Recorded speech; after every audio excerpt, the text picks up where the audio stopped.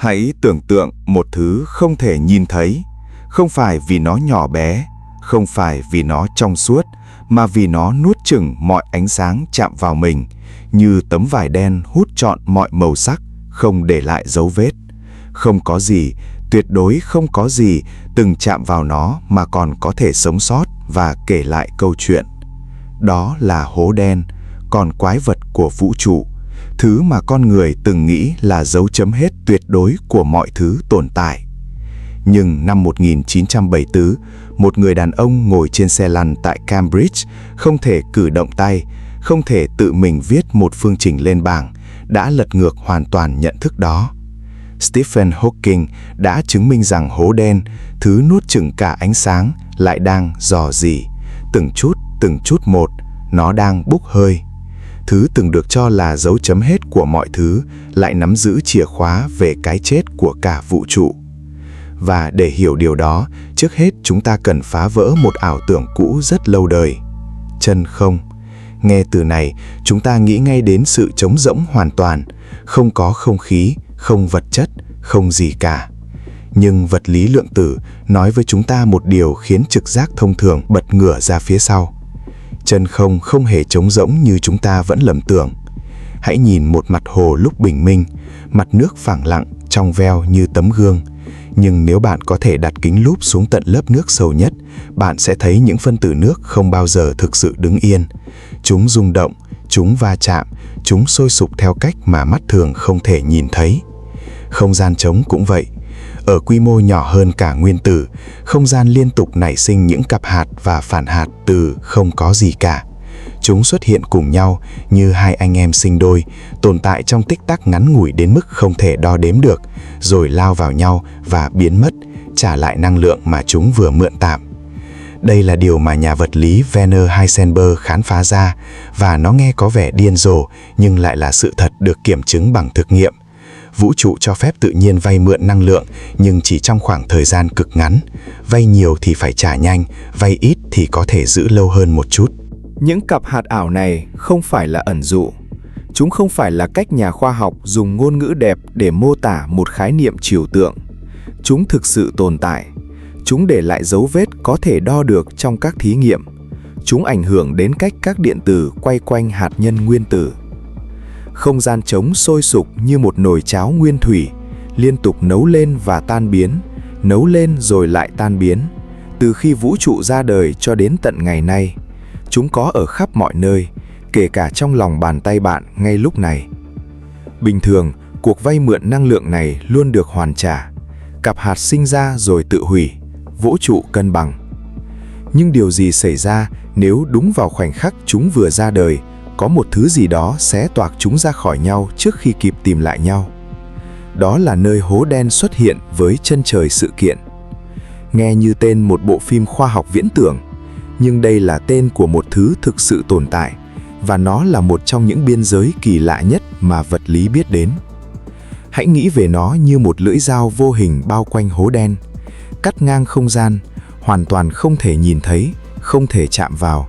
Nhưng nếu bạn vô tình vượt qua nó, dù chỉ 1 mm, thì kể từ thời điểm đó, bạn không còn thuộc về vũ trụ bên ngoài nữa.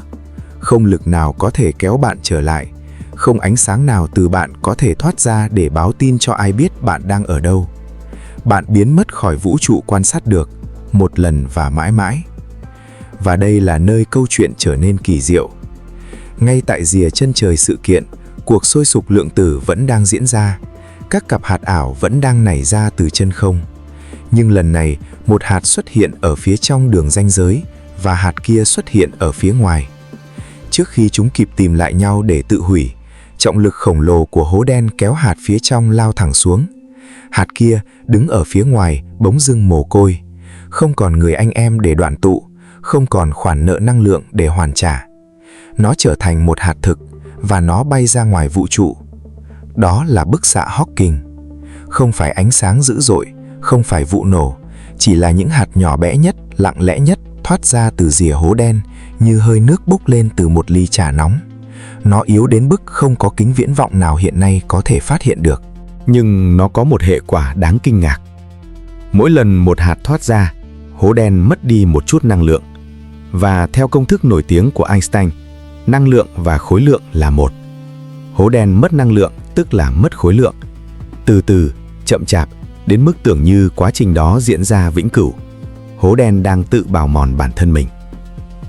Một hố đen có khối lượng bằng mặt trời sẽ mất khoảng 10 lũy thừa 67 năm để biến mất hoàn toàn. Đó là con số mà nếu bạn cố đọc to từng chữ số, bạn sẽ chết già trước khi đọc xong. Và đây là nghịch lý đẹp đẽ nhất. Hố đen càng lớn, nó bốc hơi càng chậm. Các hố đen siêu khổng lồ ở trung tâm các thiên hà, những con quái vật nặng hàng tỷ lần khối lượng mặt trời, sẽ tồn tại lâu gần như không thể tưởng tượng được. Nhưng cuối cùng, tất cả chúng đều sẽ biến mất. Và đây là lúc các nhà vật lý bắt đầu mất ngủ. Nếu hố đen bốc hơi hoàn toàn, thứ gì xảy ra với mọi thứ đã từng rơi vào trong nó? Hãy nghĩ về điều này. Một ngôi sao khổng lồ sụp đổ tạo thành hố đen. Ngôi sao đó có lịch sử, có cấu trúc, có những nguyên tử được tổ hợp theo cách riêng của nó, được ghi dấu bởi hàng tỷ năm tiến hóa vũ trụ. Tất cả thông tin đó, theo nghĩa vật lý ở tầng sâu nhất, định nghĩa ngôi sao đó là gì? Bây giờ nó rơi vào hố đen, và hố đen sau khoảng thời gian hàng triệu tỷ năm sau sẽ bốc hơi hoàn toàn. Vậy thông tin về ngôi sao đó đi đâu? Đây không phải một câu hỏi triết học, đây là câu hỏi vật lý nghiêm túc, bởi vì vật lý lượng tử ở tầng sâu nhất của mình nói rằng thông tin không thể bị hủy diệt, không bao giờ. Đây là nguyên lý nền tảng, được bảo vệ nghiêm ngặt như bảo vệ năng lượng hay bảo vệ điện tích. Hãy thử đốt một cuốn sách, cho bụi rác đầy phòng, khói bay lên trời. Nhưng nếu bạn có thể theo dõi từng nguyên tử, từng photon nhiệt thoát ra, và bạn biết vật lý hoàn hảo, bạn vẫn có thể, mặc dù chỉ về mặt lý thuyết, tái dựng lại cuốn sách đó từ đầu. Thông tin vẫn còn đó, chỉ là nó đã trở nên cực kỳ phức tạp để giải mã. Nhưng với hố đen bốc hơi qua bức xạ Hawking, bức xạ thoát ra dường như hoàn toàn ngẫu nhiên, không mang theo bất kỳ dấu ấn nào của thứ đã rơi vào bên trong nó. Điều đó có nghĩa là thông tin bị hủy diệt hoàn toàn. Và đây là vấn đề. Thuyết tương đối rộng của Einstein nói điều đó hoàn toàn bình thường. Còn cơ học lượng tử nói rằng đó là điều không thể xảy ra. Hai trụ cột vĩ đại nhất của vật lý hiện đại, mỗi trụ cột đã được kiểm chứng hàng nghìn lần với độ chính xác đáng kinh ngạc, đang mâu thuẫn trực tiếp với nhau tại chính điểm này. Đây là cuộc chiến lớn nhất trong vật lý lý thuyết hiện đại, và nó vẫn chưa có hồi kết. Có người cho rằng thông tin được mã hóa tinh vi trong các tương quan lượng tử của bức xạ thoát ra, dù bức xạ đó trông có vẻ ngẫu nhiên. Có người tin rằng thông tin được lưu trữ trên chính bề mặt chân trời sự kiện như một tấm bản đồ phẳng 2 chiều, chứa đựng toàn bộ thế giới 3 chiều bên trong, một ý tưởng được gọi là nguyên lý toàn ảnh. Có người thậm chí đề xuất rằng thông tin thoát ra qua một vũ trụ song song mà chúng ta không bao giờ có thể quan sát được. Tất cả đều là những giả thuyết đẹp đẽ, và tất cả vẫn đang chờ được chứng minh. Bây giờ hãy để trí tưởng tượng bạn bay thật xa. Không phải hàng triệu năm, không phải hàng tỷ năm, mà là những khoảng thời gian mà trực giác về cơ bản không được trang bị để cảm nhận một cách cụ thể. Vũ trụ hiện nay khoảng 14 tỷ năm tuổi. Hãy để con số đó là điểm xuất phát của hành trình này. 10 lũy thừa 14 năm kể từ bây giờ, những ngôi sao cuối cùng sẽ tắt. Vũ trụ lúc đó bước vào kỷ nguyên suy thoái hoàn toàn. Những ngôi sao lùn đỏ nhỏ bé nhất, tiết kiệm nhiên liệu nhất cũng sẽ cạn kiệt hydro và lụi tắt. Thiên hà không còn sáng lên bởi ngọn lửa hạt nhân nữa. Thứ duy nhất còn lại là tàn dư, những ngôi sao neutron nguội lạnh, những sao lùn trắng mờ dần và những hố đen im lặng đang trôi dạt trong bóng tối. Trong kỷ nguyên suy thoái, vũ trụ không chết nhưng không còn sống theo cách chúng ta hiểu về sự sống của các vị sao. 10 lũy thừa 40 năm kể từ bây giờ, ngay cả proton, hạt nhân của mọi nguyên tử, có thể sẽ phân rã. Nếu điều đó xảy ra, mọi vật chất thông thường sẽ biến mất. Các hành tinh hóa thành ánh sáng và hạt nhỏ bé. Tàn dư của các ngôi sao tan rã vào hư vô. Chỉ còn lại những thứ mà proton không thể chạm tới, các hố đen và ánh sáng lang thang. Trong kỷ nguyên hố đen, những con quái vật tối tăm đó trở thành thứ duy nhất đủ phức tạp để gọi là cấu trúc trong một vũ trụ ngày càng đồng nhất và lạnh giá. 10 lũy thừa 100 năm kể từ bây giờ, hố đen siêu lớn cuối cùng của vũ trụ, kẻ sống sót ngoan cường nhất của mọi kỷ nguyên, sẽ phát ra tia bức xạ Hawking cuối cùng của mình. Không phải vụ nổ lớn, không phải màn pháo hoa vũ trụ, chỉ là một tia bức xạ cuối cùng yếu ớt, rồi mọi thứ chấm dứt. Vũ trụ chính thức bước vào kỷ nguyên tăm tối. Vũ trụ lúc này là một đại dương mênh mông, lạnh đến gần độ không tuyệt đối, trải đầy các photon năng lượng cực thấp đang trôi dạt vô định. Không có cấu trúc, không có nhiệt độ đáng kể, không có quá trình nào đủ mạnh để gọi là xảy ra. Vật lý học gọi trạng thái cuối cùng này là cái chết nhiệt. Không phải cái chết bởi lửa, không phải cái chết bởi lạnh đột ngột, mà là cái chết bởi sự đồng đều hoàn hảo. Khi nhiệt độ khắp vũ trụ bằng nhau tuyệt đối, không còn chênh lệch nào để tạo ra bất kỳ quá trình nào nữa, không còn gì để xảy ra, không còn thời gian theo nghĩa có ý nghĩa.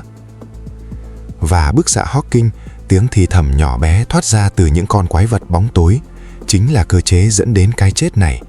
Không phải nguyên nhân duy nhất, nhưng là chương cuối cùng của cuốn sách vũ trụ. Và cuối cùng thì tất cả những điều này có ý nghĩa gì với chúng ta? Đôi khi người ta nghĩ rằng vũ trụ học, thiên văn học, vật lý lý thuyết là những thứ khó hiểu và mông lung, những câu hỏi dành cho những người không có việc gì thực tế hơn để làm. Rút cuộc, hố đen bốc hơi trong 10 lũy thừa 100 năm liên quan gì đến cuộc sống hàng ngày của chúng ta? Nhưng có lẽ bạn đang đặt sai câu hỏi. Điều kỳ diệu không phải là câu trả lời. Điều kỳ diệu là chúng ta đặt được câu hỏi. Một người đàn ông bị căn bệnh cướp đi gần như toàn bộ khả năng vận động, ngồi với những phương trình trong đầu và nhận ra rằng không gian trống không bao giờ thực sự trống, rằng hố đen không bao giờ thực sự đen, rằng cái chết của vũ trụ được viết ra từ những tia bức xạ nhỏ bé nhất mà không có thiết bị nào hiện tại của chúng ta có thể đo được. Đó là chiến thắng của trí tuệ con người trước sự bao la của vũ trụ. Hiểu bức xạ Hawking không phải để chúng ta bi quan về kết cục tăm tối của vạn vật, mà để chúng ta thấy vũ trụ tuân theo những quy luật có thể hiểu được, những quy luật tuyệt đẹp trong sự nhất quán của chúng, những quy luật áp dụng từ khoảng cách nhỏ hơn nguyên tử đến những khoảng thời gian vượt quá mọi trí tưởng tượng. Và khi một sinh vật nhỏ bé trên một hành tinh nhỏ bé xung quanh một ngôi sao bình thường trong một thiên hà như bao thiên hà khác có thể nhìn vào cấu trúc của thực tại và hiểu được nó dù chỉ một phần, đó là một trong những điều phi thường nhất từng xảy ra trong vũ trụ 14 tỷ năm tuổi này. Nhưng vẫn còn một câu hỏi treo lơ lửng. Nếu thông tin thực sự không thể bị hủy diệt, nếu mọi thứ đã từng tồn tại đều để lại dấu vết bất diệt trong cấu trúc của thực tại, nếu nguyên lý toàn ảnh là đúng và vũ trụ là một tấm bản đồ khổng lồ tự ghi lại chính mình, thì sau khi cái chết nhiệt, sau khi tất cả các hố đen biến mất, sau khi chỉ còn lại những photon lạnh lẽo trôi dạt mãi mãi, liệu có phải vũ trụ với toàn bộ lịch sử của mình được mã hóa trong những tương quan lượng tử vô hình, đang âm thầm chờ đợi một điều kiện nào đó, một ngưỡng nào đó, một khoảnh khắc nào đó mà sự ngẫu nhiên lượng tử sau một khoảng thời gian không thể tưởng tượng lại một lần nữa tạo ra một cái gì đó từ không có gì? Liệu vũ trụ có thể tái sinh? Chúng ta chưa biết câu trả lời và có lẽ sẽ không bao giờ biết. Nhưng chỉ việc đặt được câu hỏi đó, chỉ việc đứng ở đây dưới bầu trời đêm và nhìn lên những ngôi sao đang từ từ tiến về điểm kết thúc của riêng mình, mà vẫn tự hỏi liệu có điều gì còn tiếp diễn ở phía bên kia, đó chính là điều làm cho chúng ta là con người. Cảm ơn bạn đã tham gia vào hành trình 10 mũ 100 năm trong tương lai xa lắc của vũ trụ ngày hôm nay. Hãy để lại bình luận và nhớ nhấn nút đăng ký theo dõi kênh Lược Sử Ngày Mai để cập nhật những tin bài mới nhất về vũ trụ kỳ thú. Hẹn gặp lại bạn trong những hành trình khám phá tiếp theo. Nếu bạn yêu thích nội dung của kênh và muốn ủng hộ tụi mình tiếp tục ra mắt những video chất lượng, đừng quên ghé thăm đường link Shopee của kênh để đặt hàng mà tụi mình đã để trong phần miêu tả của video này nhé. Hoặc bạn có thể donate cho kênh bằng cách quét mã trên màn hình. Để hoàn thành video này, tụi mình đã phải bỏ ra từ 10 đến 20 tiếng cho việc nghiên cứu, viết kịch bản, thu âm và dựng phim. Mỗi sự ủng hộ của bạn là một động lực to lớn để kênh tiếp tục phát triển và mang thêm các kiến thức bổ ích đến gần hơn với tất cả mọi người. Cảm ơn bạn đã xem video và hẹn gặp lại ở những video clip tiếp theo.